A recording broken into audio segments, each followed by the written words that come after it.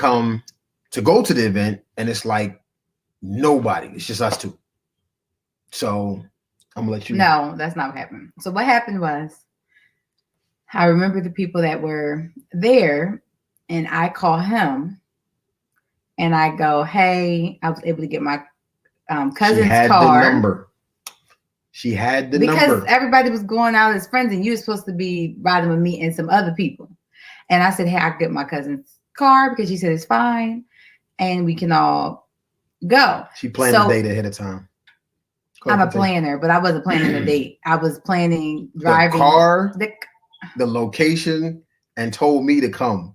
Go ahead, continue. I didn't tell you to come, fellas. It was for my safety. If you're thinking about this, because I need to ditch everyone. I had the car, not y'all. Anyway, long story short, so I called him, and then he said, "Oh, everybody's not going." Yep. And I went, "Oh." So I'm thinking in my head, well, I guess I'll probably do something different. I'm like, well, what y'all doing? And then that's when he said, "Me and you could go though." And I said, "What you mean?" And he was like, "Oh, just his friend." I was like, "Oh," I said, "Oh yeah, we go. All right, this is friends now." So that's how that started. Okay, now go ahead. So can I actually say what we did, or am I going to get in trouble for that? Let it out. All right. So share your heart. Now, mind you, dietary needs have changed since this story, so that's my disclaimer. Yes, disclaimer for me, because I don't be. Go ahead, I'm doing it. So what ends up happening is we go out, we go to see. Firstly, we go to KFC, get the honey barbecue wings. That's what friends do back in the day. Okay, we ain't going to fancy restaurants. Just go. You know what I'm saying? Honey barbecue wings, and then we go to the movies and we watch Deliver Us from Evil. Yes. So it was just friends. We didn't go out, wasn't no hand holding and none of that stuff. We just talked and enjoyed each other's company. So we started at the friendship portion, kind of trying to develop a friendship. After Deliver Us from Evil, it was more like you were accompanying. I was chaperoning. You were chaperoning. Underage. You were a designated driver, huh? Called your mom up. She was like, "Yeah, I need you to watch my son for me. Go ahead. Please make sure my baby gets home safe." My baby get home. Go ahead. So anyway, what actually happened after that was we went back to the college, to the campus, and we're in there. We're in the car and we're talking, and it like this massive downpour just comes, and I'm like, I know how women are with their hair. That's what I was thinking about my hair. I just knew because I got my mom and I got my sister and my aunt, and I'm like, we probably gonna be here. Let's wait it out and see how this rain kind of dies down, or if it does die down before we try to run it.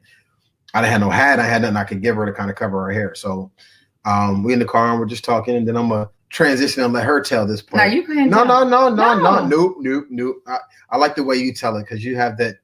You have those butterflies in your stomach and the massive glow in your eyes. You got to add some sound effects and stuff like that when you do the video. No, I don't think so. Go ahead. Tell them. Anyways. You better preach. I don't know if he's Drop the mic. So what happened? What I can remember was. Hold on. Why you make it sound like I drugged you or something? What I can remember. What I can remember from this. Bruh.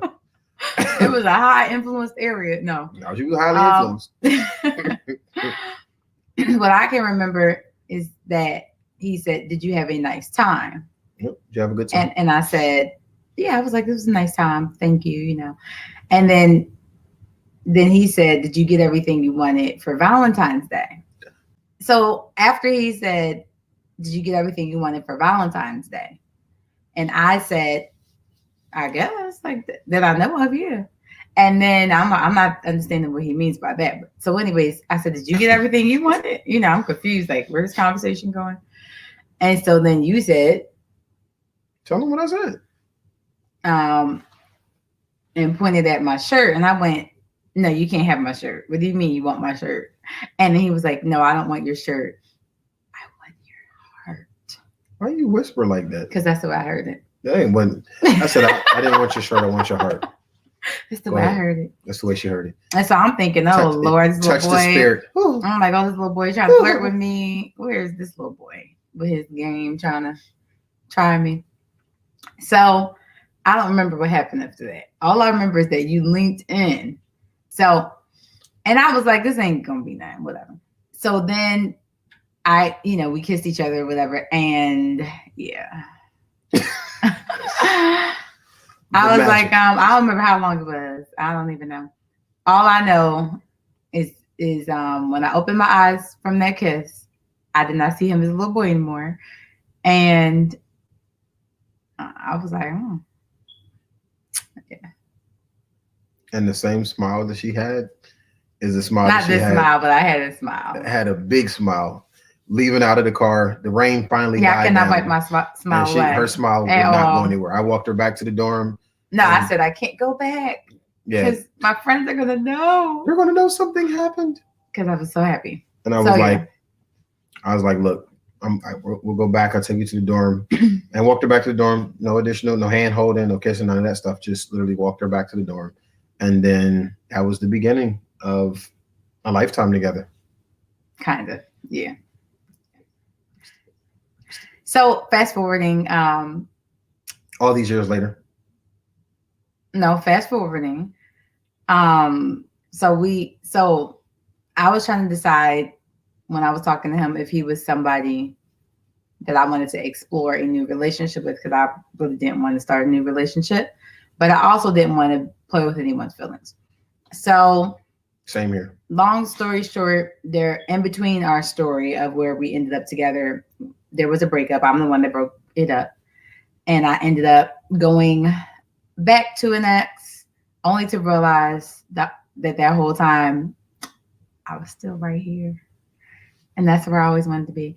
And so then I called him back and I told him exactly that, not knowing if he was going to take me back. And he did take me back, and he saw me. I always saw you. Yeah. Go ahead, boy. You better say that. Anyway. So leading up to that, we had some time where we did some long distance dating because he is a little bit younger than me. And once he graduated from college. Finished early too. Yeah. And then he proposed. Yep. And we got married. Well, 6 months. Yeah, I planned the wedding 6 months after. Yeah, you did. But then we had you kind of knew that it was coming up. So I don't know if necessarily what was coming up. You knew that you were getting proposed to because we started looking at rings before that, and it was just a matter of time of finding the right one. So it wasn't like I just randomly bought a ring. It was like, hey, here you go. But I didn't know when you were going to. But you had an idea that it was coming up, and that was my intention. I knew it was coming, but I didn't know when. Yeah. So or where. After it officially happened, it was about 6 months of planning, and then the wedding, and then. Oh wait, so I'll tell you when. So when he proposed, we were in the mall, which is not a place that I would want somebody to propose to me at. And he's tried to get down on one knee, and I was like, get up. And I was like, no. All right, because I think he's trying to make this not here, please. I know. And so he ended up going outside in a private moment. And that's where he proposed, but we were by ourselves because I really didn't. I mean, I like public things, but I don't know. I didn't know how I would really feel. Hence the mall. It wasn't one of those get your whole family together because she got about 750 people in her immediate family. It wasn't one of those. It was like I wanted to give her the surprise in public that she wanted, and just if it was in a location with family in public, I probably would have been fine with that. But it was in public around people I don't know, and that it just wasn't. We both ain't know him. I thought that was even better. But not for me. Just in case she said no, they wouldn't feel as bad because they didn't know me. The family would have been like, Anyway. So that is the story of how we met and where we are now. So in that year, after we got engaged, and then we got married in September of 2006, and that takes us up to our story. You like to say that we'd seen each other about 20 times in person before we got married. Yeah, I counted. Lots of phone conversations. Yeah, the cool thing is that this wasn't that long ago. I mean, we've been married 14 years. Social media was not that big. I mean, back then we had Facebook, but it wasn't something that you used to really communicate with people. So, but within the campus ministry, we had connections and we had mentors that knew each other. So that played in a significant role in, I think, for both of us, giving us confidence in the character and the track record and God's work in, that other person's life, because we had people that could attest to that, which was a big part of, I think, the journey for both of us in gaining discernment. So there I was in New York at my first duty station, just trying to get settled in.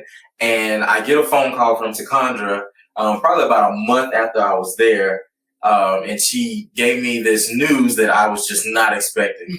I couldn't believe that she was pregnant, even though he knew he got me pregnant. Right.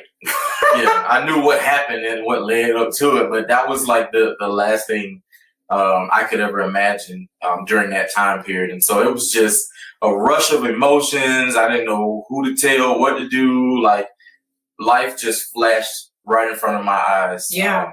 And we were on two different paths at that time. Right. As I mentioned, I was a senior in high school. I just got accepted into the University of Florida. I was planning to attend college. So it was just like a very huge shock. It was a shock for the both of us. Yeah. We were friends, but we weren't really in a relationship together. We had decided to part ways, and to just explore what was ahead of us. And then this happened. So of course, I was an emotional wreck. I really think the weight of it was just, I think, letting down our parents to a certain extent, and just our family in general, because like we said before, our families were very close. We were very active in church and these things. And so during this transition, here I am, I'm gone, and you were pretty much there, by yourself, at the church. And so I think the weight of that, just happening so fast, and then really just having to look at everybody in your face alone, for you. Me, I was more like, okay, I just got to make phone calls, but I'm not going home for a while, And so by the time, in my mind, I'm like, by the time I get home, everything should be good. Everybody should be lovey-dovey, and I'm going to come out the hero. But really, I was the zero in the whole thing because I was just so immature. And it really humbled me. Because I knew I was not ready to be a grown man, even though I had been doing grown man things. It was such a bittersweet moment for me because I had desired for you to just, fall in love and just be there the entire time. But I also knew that we weren't on the best of terms, and there was still so much uncertainty about where we stood in our future and how we would move forward, with parenting her, all kinds of things. Right. He was also getting ready to deploy to war in Iraq. So there was just a pile of circumstances, that just made it crazy. It was just crazy. I don't know if you remember when I asked you about us and it kind of just blew up. I asked him what our status was, why was he there? Right. And what did it mean with him being there about us? And I remember I can't remember exactly if you were in a relationship or had been talking to somebody, and I just kind of blew up because I had been holding in all kinds of emotions for over 9 months, and I just seen him. I just remember blowing up on him and just like, why are you here? If you don't want to be with me, if you don't want to, raise her with me, don't be here. In essence, is what I was saying. He was just like, well, you want me to leave? And I'm like, no. You went away. He came back 6 months later, I want to say. She was around 5 or 6 months. 5 months when he came back for rest and relaxation, what they call R&R, his little break from war. And I was so concerned that she would not remember who he was. While I was deployed in a way, it was very tough because I had to basically watch my baby grow her first year through videotapes, which to this day I commend my wife for doing that because she didn't have to do that. But she made it a point, and a priority to make sure that I didn't miss those moments. As that year went by, my anticipation and, I just was so ready to get home, so ready to be reconnected, even though we had just seen each other for that short period of time doing R&R. And so it was a year, like you said, a year gone by. And he decided when he came home that he wanted to pop the big question. That's right. Take over. And I don't know why. I think, it started because I'd said to myself when I was a young kid, based on what I went through with my parents and them divorcing at an early age, that I didn't really want to raise a child separate, from the mother. And I just knew we just had too much history between each other to just throw it away. I knew Iraq kind of changed my perspective on life. I started to appreciate it from a different perspective because I realized that it was just short and that we don't have a whole lot of time. And so I didn't want to miss my opportunity to build our family the way that I've always envisioned it to be. And that was for us to be together. So another reason why I decided to ask her to marry me was not just for our child that we were sharing, but because I genuinely loved her. And I knew that if I didn't take this opportunity, if I didn't take the chance to step up and be the man that I knew I was for her and to challenge, myself, I was going to lose her because this is a good thing. Okay. And the Bible says when a man finds a good thing, he finds a wife, he finds a good thing. And so I knew I had my good thing and I just needed to make her my wife. I needed her to know it and I needed to tell myself, and you always say, I need to see it. I need to see action, don't just tell me. And so I knew I needed to show her, not just tell her. So I went out and bought a ring. And I wrote her a letter, and at the bottom of that letter, I asked her, would she marry me? And I actually mailed this letter to her. It was probably the craziest thing you can do, but back then it was what, 2004, almost 2005 when it happened. And It was 2004. yeah, the mail system was a little bit different. It was, it's not like now where the Amazon truck just roll up, Please don't send no rings in the Don't mail. send It wasn't even in a box. It was in an envelope. It was in an envelope, old school. Yeah, with 2 stamps. Yeah, it was My bad handwriting on it. horrible. Yeah. Okay. So I took that risk because I wanted her to know that it was worth risking that. And what's funny is, kind of going back to when we were 15 and 16, he gave me a promise ring, my 16th birthday. And even before then, God had told me, I believe God had told me that he was my husband. Right. And I heard it. And yeah, some people may say, well, no, you didn't know anything about love. Y'all were just in infatuation or whatever at that young age. But I believe I heard God. And I know I heard God.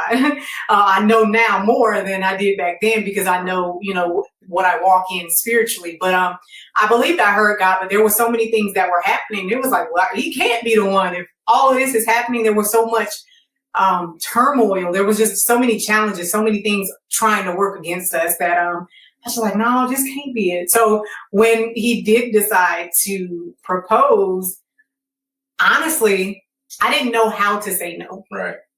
Because I knew in my heart that our connection and our relationship was purposeful. Mm-hmm. Like I knew there was a purpose. I didn't marry him based on potential. I didn't marry him because he was in the military. Any of that. I was doing my own thing. I was building my own life. I had my own job. I was making my own money, taking care of Maya with his help. And there was no rush for me to marry him. Right. So of course I said yes, and we got married, but little did we know that we didn't know what we were signing up for. We had never lived together, prior to getting married or anything like that. So there was all of these things that we had to learn how to balance. Right. So not only were we young parents, now husband and wife, but we were a military couple. Yeah. I was a military spouse. He was, a father, a husband, and a soldier. And there were so many more challenges that we had to deal with. A new state. We were away from family and friends. We didn't have a real support system. All we had was each other. Right. If you remember when cell phone minutes, minutes, you counted minutes, how many you had left and how many you had in a month. And there were free nights and weekends after 7 p.m. So we capitalized on free nights and weekends and emails. We used to write long emails. So all the things you mentioned, plus conversation and long form conversation and talking. Yeah. And an email. Yeah. Which is fun because I guess if we had social media, it would have been completely different for so many reasons. But to be able to go back and read those emails, to know that I could do that, is pretty fun. That is kind of cool. That's the story. Something happened on campus where I was alerted, like, oh snap, your girl did such and such. And I was like, wait a minute. I wasn't even worried about what she did. I was like, y'all are calling her my girl? Oh man. Oh man. And then there was supposed to be like a Valentine's dance coming up. And so that was I was plotting to make it official at the dance, but the dance got canceled. Why did it get canceled? I don't know. I don't remember. But anywho, just asking her to the dance was a task because we was in chapel and I was passing notes along. And Thea was, shout out to Thea and Judy. They was really helping your boy out. And so they was passing it back and forth. And I was like, oh, she's down for this. This is awesome. But then the dance got canceled. And then the next week, I'll never forget it, February 23rd, 2003. We was in the fishbowl and we was watching Big Daddy on her laptop. And then after the movie, I was like, yo, so listen, you want to make this official? And she was like, okay, yeah, cool. And then we've been official since. Is there anything I missed? Or did I You missed the part where, what do you remember what time we got back from the movies? Because I remember. Oh, it was right before curfew. I prolonged that thing. I remember coming back and all of them were like, you all right, yelling, girl? like, where did you go? And you just went with someone, Yeah, that's what happened. They didn't call me. It was when we got back that our friends when my friends were all bugging, was like worried about me. Because I never just went out with someone I didn't know. I didn't know him, but I just felt, I don't know. She knew the felt vibes, though. She knew the vibes. You know what I'm saying? She knew. And I just got out of a relationship, so I wasn't trying to. Oh yeah, me too. I'm fresh out of a relationship, so that was another thing for both of us. We weren't looking for each other. We were both fresh out of relationships. I was like, man, listen, I'm in my last semester. God, if whoever you have for me is for me, you're gonna have to send her and make this thing happen naturally. Because I'm tired of trying to make it happen on my own, and that's exactly what happened. And I wasn't looking. I was like, I'm here to go to school. I'm good. But here we are. When you had said you wanted to be serious, and it was Thanksgiving morning, I think, when I prayed that morning. And I was just like, okay, God. I was just like, show me, if this is the right thing. I don't want to rush into a relationship. I want to make the right step. So I think there was a lot of prayer around the relationship. Both of us were very much not wanting to rush into anything,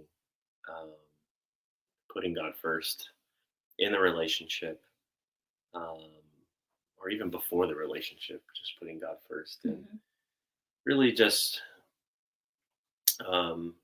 dedicating the whole thing to Him. And we were 21, 22. Were we that young? 23 maybe. I don't remember. 2003. Yeah, we were young. We were young. But we were right out of college. We were trying to still figure out. You were finishing college.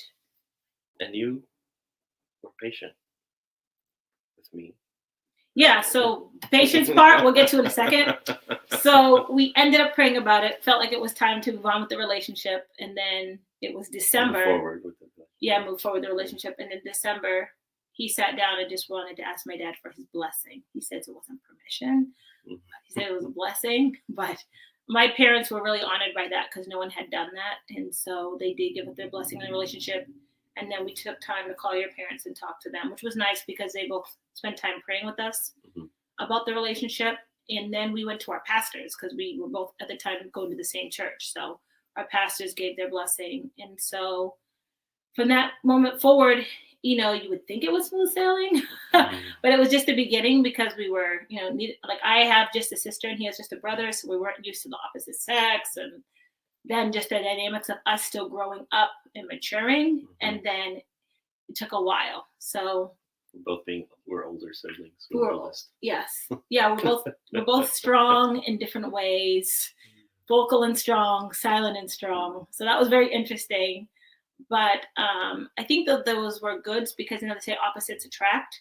For us, that's really worked in our relationship because his strengths are where I have some weaknesses and I have some strengths where he has weaknesses. And so I feel like it took time for us to come out of who we were and how we've grown up and how we've used to doing things to really see things differently and do things differently. And that's a lifelong lesson. Yeah. I remember just having this collision with purpose and knowing that I wasn't living out my purpose. I'd come, like I said, to this school brokenhearted. It was in a new place, get an opportunity to do stuff that nobody is supervising you. And so the fact of the matter is that, I just became this wild child, if you will. And I got to this place where I was like, you know what? This isn't what God called me to do. This isn't how he called me to operate. And I remember going back home and saying, God, I just want to know your purpose for my life. I just want to know what it is that you have for me. I don't want to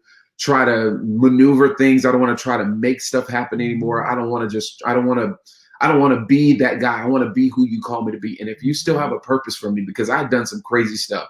I said, if you still have a purpose for me, just show me. And over that break, it was like God began to show me what he called me to do, what he told me to do. And when I came back to school in the spring semester after winter break, it was like I was a brand new person. Yeah, I was a brand new person. brand new person. I was a brand new person. I was not the party guy anymore. I used to be the party guy. Me and my roommate, we were the party guys, in 2004. But when I came back in 2005, I was focused on pleasing God and fulfilling God's purpose for my life. So I fell in love with God. I fell in love with his purpose. I fell in love with my process. And I forgot about relationships. I cut people off. I didn't call people back. I wasn't going out. I wasn't that guy anymore. I was totally different. So it wasn't until the summer of 2005 where we actually made it official, it was, we were going to the same church. We were in the same ministry events and everything. And it was just that time. I remember this time. Okay. Now this is very like notebook-ish. Okay. So it's kind of like notebook-ish. We were at church, right? And nobody used to have these things. You don't mind me telling them? Yeah, okay. So, panic attacks. All right, cool. Horrible panic attacks. She used to have these panic attacks. In the hospital every semester. Exactly. I could not breathe. She would have these panic attacks. So we were at church and she had fallen out and she was having a panic attack. And I've known her because we had been friends for a year at least. So I know that she has these panic attacks. So I was at church. This is a new church. I've never been, I'm not really known in this church at this particular point like that.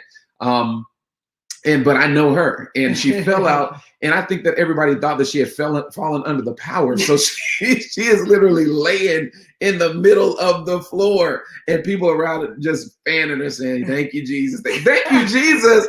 She having a panic attack. So I get up and I'm like, I said, I moved through the crowd and I said, hey, listen, I said, do you need to go to the hospital? And she was like, yeah, she couldn't even talk. So I got my friend who drove us to church that time because I didn't have a car. He drove us to church and I said, hey, can we take her to the hospital? And in the back of that, in the back of his car, it was the summertime. So it was hot. You're talking about Tulsa hot, And but she was in the back just freezing, and she was cold and she was shivering. And so as a friend, I just put my arm around her.